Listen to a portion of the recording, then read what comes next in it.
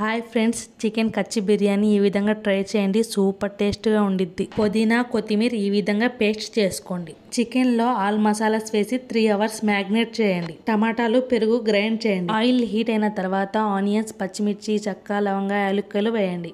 Golden colour వచ్చేదాకా mix చేయండి. Magnet చేసిన చికెన్ని ఒక్కొక్క పీస్గా వేసుకోండి. చికెన్ పీస్ అయితే జ్యూసీగా ఉంటుంది. తగినంత ఉప్పు, పుదీనా కొత్తిమీర పేస్ట్, టమాటో పెరుగు పేస్ట్ వేసి బాగా మిక్స్ చేయండి. ఈ విధంగా ఒక్కసారి ట్రై చేయండి. అల్లం వెల్లుల్లి పేస్ట్, కొత్తిమీర, ధనియా పౌడర్ వేసి ఒకసారి మిక్స్ చేయండి. 50% కుక్ అయిన రైస్ని దీని మీద వేసుకోండి.